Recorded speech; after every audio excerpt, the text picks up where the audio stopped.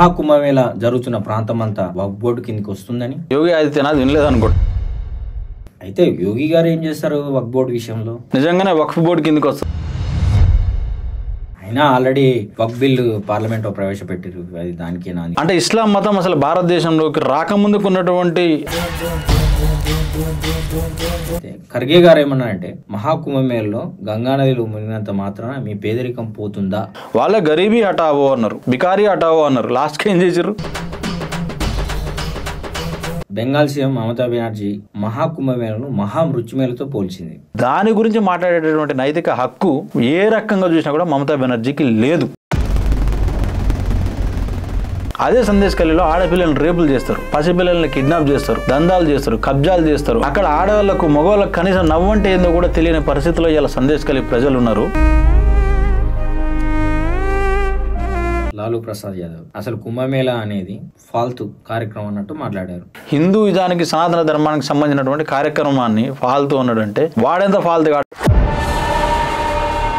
సమోసాలో ఆలు ఉన్నంత వరకు బీహార్లో లాలు ఉంటాడని చెప్పేవాడు. ఇలా సమోసాలో ఆలు ఉంది కానీ బీహార్లో లాలు మాత్రం లేడు. బుర్రలో గుజ్జు కూడా లేదు. మమతా బెనర్జీ, ఈ స్టాలిన్, డిఎంకే ఇట్లాంటి వాళ్ళు బురద జల్లే ప్రయత్నం చేస్తారు కదా. ఆధ్యాత్మిక విశ్వగురు భారతదేశం అయ్యింది మహాకుంభమేళ వల్ల అనేది వీళ్ళకి ఎక్కాలి. నమస్తే శ్రీనాథ్ జీ. నమస్తే రాజీ. మహాకుంభమేళ ముగింపు దశకు వచ్చేసింది. ఈ కుంభమేళ మీద వివిధ రాజకీయ పార్టీ నాయకులు వివిధ రకాల వ్యాఖ్యలు చేస్తారు. దాని మీద ఇవాళ మాట్లాడుకుందాం మనం. మొదటగా ఒక ముస్లిం మత పెద్ద మహాకుంభమేళ జరుగుతున్న ప్రాంతం అంతా వక్ఫ్ బోర్డు కిందకి వస్తుందని, అది వాళ్ళ ముస్లింలదని అంటున్నాడు. దీనిపై నువ్వేమంటావు? అంటే ఒకటి ఫస్ట్ ఇది యోగి ఆదిత్యనాథ్ వినలేదనుకుంటా ఆ ముస్లిం మత పెద్ద అన్నది.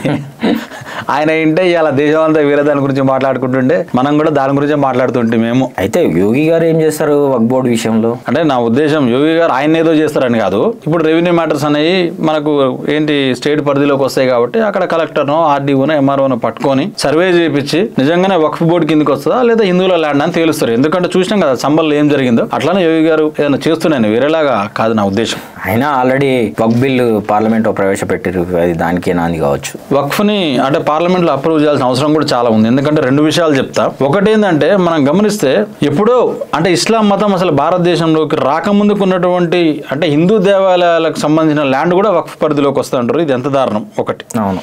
రెండోది తమిళనాడులో కావచ్చు లేకపోతే దేశంలో ఈ తెలంగాణలో కావచ్చు చౌటుప్పల్ ఏరియాలో ఒక ఊరుకు ఊరే వక్ఫ్ పరిధిలోకి వస్తాయి. 100 ఎకరాలు 1000 ఎకరాలు వక్ఫ్ పరిధిలోకి వస్తాయని చెప్తున్నారు వాళ్ళు. కాబట్టి ఇది పార్లమెంట్ లో రావాలి. దీని మీద గవర్నమెంట్ కొంత కంట్రోల్ ఉండాలి. ఎందుకంటే ఇలా రోడ్డు పక్కన ఒక సిమ్ కార్డు మనం కొనాలంటేనే వాడికి ఐడెంటిటీ ప్రూఫ్ అడుగుతాడు. సరే ఒక ఆధార్ అడుగుతాడు, ఒక పాన్ కార్డు అడుగుతాడు, ఒక రేషన్ కార్డు అడుగుతాడు, ఏదో ఒకటి ఐడెంటిటీ ప్రూఫ్ అడుగుతాడు. మీరు చెప్పినట్టు థంబ్ ఇంప్రెషన్ అడుగుతాడు అండ్ సైన్ పెట్టమంటాడు. ఇన్ని ఉంటాయి. అటువంటిది ఒక రోడ్డు పక్కన అమ్మేటటువంటి సిమ్ కార్డుకే గన్ని ప్రూఫ్స్ అడిగితే వీళ్ళు 100 ఎకరాలు 1000 ఎకరాలు మాయే అంటారు. ఆ ల్యాండ్ మీకు ఎక్కడి నుంచి వచ్చిందో చూపించమని అడిగే హక్కు ప్రభుత్వానికి లేదంటే ఎంత దారుణం చెప్పండి. చాలా దారుణం. కాబట్టి కంపల్సరీ ప్రభుత్వానికి దీని మీద కంట్రోల్ ఉండాల్సిందే. ఉంటేనే ఈ దేశంలో ప్రజలకు న్యాయం జరుగుతుంది. సరే వక్ఫ్ బోర్డు విషయం పక్కన పెడితే ఖర్గే గారు ఏమన్నారంటే మహాకుంభమేళలో గంగా నదిలో మునిగినంత మాత్రాన మీ పేదరికం పోతుందా అని అన్నారు. గంగా మే डुबकी लेने से गरीबी दूर होती क्या? मेरे जैसा बेवकूफ इस देश में नहीं.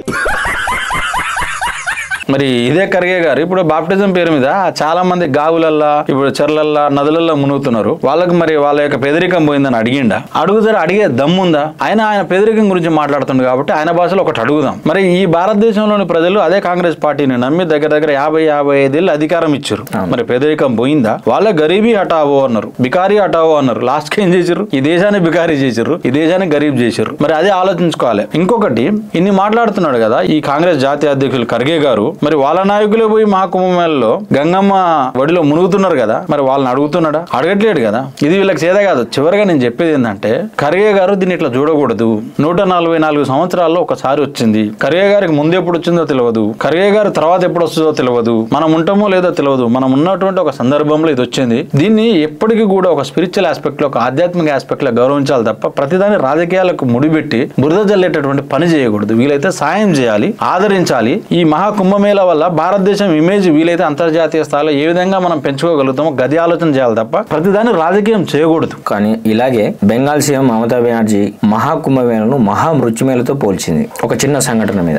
মহাকুম্ভ আমি নাইবা বললাম, ওটা এখন মৃত্যু কুম্ভ হয়ে গেছে। कौन है ये लोग? कहां से आते हैं? మమతా బెనర్జీ గారు మహాకుంభమేళని మహామృత్యుమేళ అన్నారు. మరి ఇదే మమతా బెనర్జీ గారు ఢిల్లీలో చూసినాం మర్కజ్ అనే ఒక పేరుతోటి 10,000 మంది కరోనా సమయంలో గ్యాదర్ అయ్యి వాళ్ళ వల్ల దేశమంతా కరోనా స్ప్రెడ్ అయ్యి చాలా మంది చచ్చిపోయారు. దాని గురించి ఏమైనా మాట్లాడగలుగుతుంది ఈ మమతా బెనర్జీ? రెండవది ఈ హజ్ యాత్ర, ఈ మక్కాకు పోయి అక్కడ కూడా తొక్కిసలాటలో చాలా మంది చచ్చిపోయారు. ఆ మక్కాని పట్టుకొని మృత్యు మక్క అంటదా? అది చేత కాదు అనే ధైర్యం లేదు. మూడవది ఈ మమతా బెనర్జీ సరే ఇప్పుడు అక్కడ ఎక్కడైతే తొక్కిసలాట జరిగింది కొందరి ప్రాణం పోయింది, అది చాలా బాధాకరం, నేను కాదంటలేను. ప్రభుత్వం బాధ్యత అన్ని ఏర్పాట్లు చేయాలి, ఒక్క ప్రాణం కూడా పోకుండా చూసుకోవాలి, ఎందుకంటే ప్రతి ప్రాణం చాలా విలువైనది. కానీ ఎవరు ఉద్దేశపూర్వకంగా చేసింది కాదు, ఇది ప్రమాదవశాత్తు జరిగింది. దాని గురించి మాట్లాడే హక్కు మమతా బెనర్జీకి లేదు. ఎందుకంటే ఇదే మమతా బెనర్జీ రాష్ట్రంలో సందేశ్-కలి అట్రాసిటీస్ మనం చూడలేదా? అదే సందేశ్-కలిలో ఆడపిల్లలను రేపులు చేస్తారు, పసిపిల్లల్ని కిడ్నాప్ చేస్తారు, దందాలు చేస్తారు, కబ్జాలు చేస్తారు, అంత రాబరీలు చేస్తారు. అక్కడ ఆడవాళ్లకు మగవాళ్ళకు కనీసం నవ్వంటే ఏందో కూడా తెలియని పరిస్థితిలో ఇలా సందేశ్-కలి ప్రజలు ఉన్నారు. అదే ఆమె నోటీసు పోతే కూడా ఏం చేయలేదు. ఆర్జికర్ రేప్ ఇన్సిడెంట్ మనం చూడలేదా? ఒక డాక్టర్ని రేప్ చేసి చంపేశారు, న్యాయం చేసిందా ఈ రోజు వరకు ఆమె? కానీ ఇంకొకటి ఏం తెలుసా, ఇందులో ఎంత డబుల్ స్టాండర్డ్స్ వీళ్ళు చూడండి. ఇదే బెంగాల్ నుంచి ఎవరైనా ముస్లింలు మక్కా యాత్రకు హజ్ యాత్రకు పోతే అక్కడ తొక్కిసలాట అయ్యి చచ్చిపోతే వాళ్ళకి నష్టపరిహారం చెల్లించింది, ఎందుకంటే వాళ్ళు ముస్లిమ్స్ కాబట్టి. కానీ ఇక్కడ నుంచి ఇప్పుడు మహాకుంభమేళకు పోయి ఎవరైనా చచ్చిపోతే దానికి బీజేపీ ప్రభుత్వం నష్టపరిహారం చెల్లించాలి. బీజేపీ ప్రభుత్వం సరైన ఏర్పాట్లు చేయలేదు కాబట్టి బీజేపీ ప్రభుత్వం అనేది అసలు పరిపాలించడానికి అర్హత లేనటువంటి ప్రభుత్వం అని మాట్లాడుతుంది. అంటే ఎంత ద్వంద్వ వైఖరి చూడండి. ముస్లింలు పోతే ఆమె ప్రభుత్వం నుంచి నష్టపరిహారం చెల్లించింది, చప్పుడు చేయకుండా అన్ని చేసింది. కానీ హిందువులు పోతే మాత్రం ఎట్లా మాట్లాడుతుంది అంటే ప్రభుత్వాల మీద బురద జల్లుతుంది. ఇంత పెద్ద కార్యక్రమం జరిగినప్పుడు ఒక తప్పు జరిగింది కాదంటలేం, ఆ తప్పు జరగకుండా చూసుకోవాల్సిన బాధ్యత ముమ్మాటికి ప్రభుత్వం, అది కూడా మనం కాదంటలేం. కానీ దాని గురించి మాట్లాడేటటువంటి నైతిక హక్కు ఏ రకంగా చూసినా కూడా మమతా బెనర్జీకి లేదు. అలాగే మన లాలూ ప్రసాద్ యాదవ్ అసలు కుంభమేళా అనేది ఒక ఫాల్తు కార్యక్రమం అన్నట్టు మాట్లాడారు. सर क्या मांग करेंगे कुंभ में सर, जिस तरह से भीड़ बढ़ रही है? अरे सब कुंभ का क्या कोई मतलब है, फालतू है कुंभ। हरामी हो बेटा। లాలూ ప్రసాద్ ఒక ఫేమస్ డైలాగ్ ఉంటుంది, ఏమనంటే సమోసాలో ఆలు ఉన్నంత వరకు బీహార్లో లాలు ఉంటాడని చెప్పేవాడు. ఇలా సమోసాలో ఆలు ఉంది కానీ బీహార్లో లాలు మాత్రం లేడు. అట్లాగే ఇప్పుడు ఆ లాలూ ప్రసాద్ బుర్రలో గుజ్జు కూడా లేదు. లేకపోతే మహాకుంభమేళా అంటే ఒక మహా గొప్ప హిందూయిజానికి సనాతన ధర్మానికి సంబంధించినటువంటి కార్యక్రమాన్ని ఫాల్తూ ఉన్నాడంటే వాడెంత ఫాల్తూ కాడనేది మనం అర్థం చేసుకోవాలి. మహాకుంభమేళా అంటే మీ అభిప్రాయం ఏంటి? యాక్చువల్లీ మహాకుంభమేళాని ఒక ఇంటర్నేషనల్ స్పిరిచువల్ ఫెస్టివల్ లాగా చూడాలి, అంతర్జాతీయ ఆధ్యాత్మిక ఒక పండుగ. ఎందుకంటే ఇలా 75 దేశాల నుంచి మహాకుంభమేళకు ప్రతినిధులు వచ్చారు. ఈ రకంగా చూస్తే భారతదేశం అనేది మనం విశ్వగురు అంటాం కదా, ఆ రకంగా ఆల్రెడీ ఆధ్యాత్మిక విశ్వగురు భారతదేశం అయిందనే విషయం దేశంలో ఉన్నటువంటి కాంగ్రెస్ పార్టీ కావచ్చు, వేరే ఇతర ఏ పార్టీలైనా, ఈ మమతా బెనర్జీ, ఈ స్టాలిన్, డిఎంకే ఇట్లాంటి వాళ్ళు బురద జల్లే ప్రయత్నం చేస్తారు కదా, వీళ్ళంతా అర్థం చేసుకోవాలి ఏంటంటే ఆల్రెడీ ఆధ్యాత్మిక విశ్వగురు భారతదేశం అయింది ఈ మహాకుంభమేళా వల్ల అనేది వీళ్ళకి ఎక్కాలి. అంటే ఇలాంటి వ్యాఖ్యల వల్ల హిందువుల్లో ఐక్యత ఏమైనా వచ్చిందా? హిందువుల్లో ఐక్యత వచ్చింది, బట్ ఎంతవరకు వచ్చిందంటే అది కేవలం ఇటువంటి మహాకుంభమేళాలకు పోవడం కావచ్చు, లేదా గుళ్ళకి పోవడం కావచ్చు, వాళ్ళ ఇళ్లలో పూజలు చేసుకోవడం కావచ్చు, లేదా అయ్యప్ప మాల, శివమాల, హనుమాన్ మాల ఇట్లా మాలలు వేసుకునే వరకు వచ్చింది.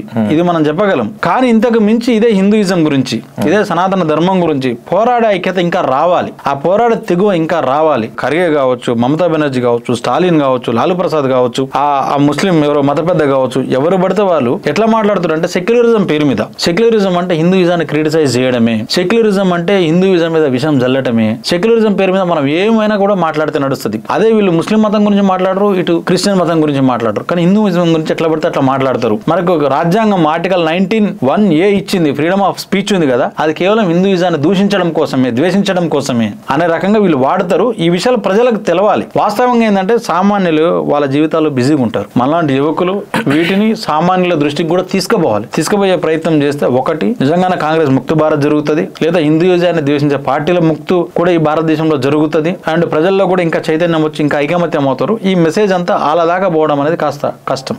చివరగా అటు నాయకుల్ని కానీ హిందూ ప్రజల్ని కానీ ఉద్దేశించి మీరు ఏమైనా చెప్తారా?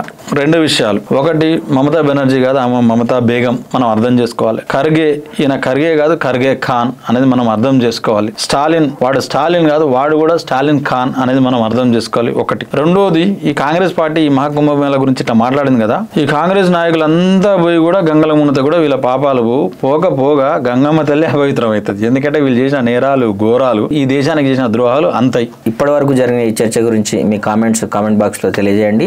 దానిపైన నెక్స్ట్ పాడ్కాస్ట్ లో చర్చించుకుందాం. నమస్తే, ధన్యవాదాలు శ్రీనాథ్ జీ. ధన్యవాదాలు అనురాజ్ జీ. హర హర మహాదేవ్, శంభో శంకర.